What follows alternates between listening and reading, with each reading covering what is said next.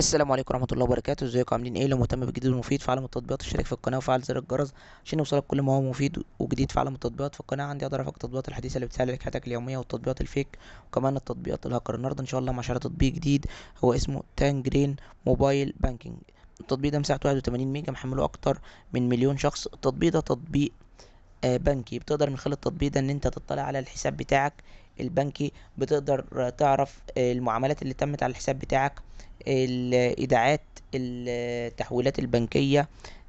تقدر ان انت لو حابب تحول لحد فلوس داخل البلد بتقدر تحول له، خارج البلد بتقدر تحول له، تقدر تعرف على اقرب الفروع، تقدر تعرف على اقرب ماكينات الصرف الآلي اللي انت تسحب منها.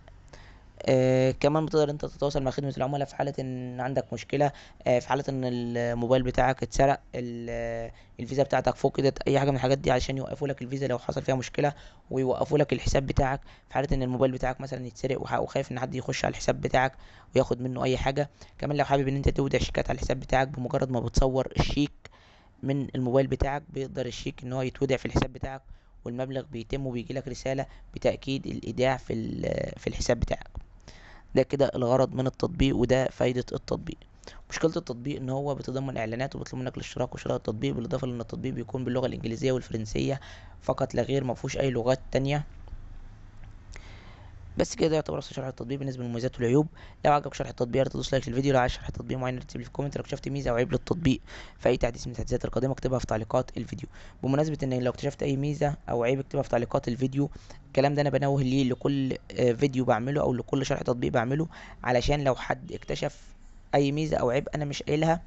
ده علشان ايه؟ علشان لو حد شاهد الفيديو مثلا بعد نزوله بفتره طويله، يعني في ناس بتشاهد الفيديو بعد نزوله مثلا ب7 شهور، ب8 شهور، بسنه، ويقول لي ده فيه مميزات او فيه عيوب انت مش قايل عليها او انت مش معرفتناش بيها.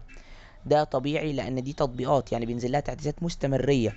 يعني خلال ال6 شهور او خلال ال8 شهور ده هتلاقي في كذا تحديث نزل، قد تكون التحديثات دي ايجابيه وقد تكون سلبيه.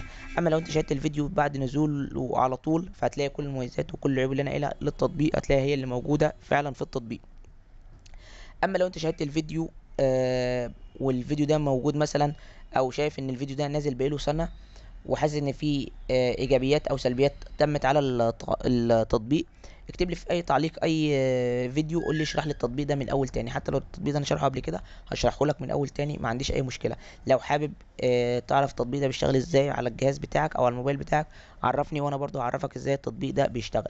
لو اشتركت في تطبيق وحابب ان انت تلغي الاشتراك بتاعك عرفني، وانا برضو هعمل لك فيديو مفصل ازاي ان انت تشغل التطبيق وازاي ان انت تلغي الاشتراك.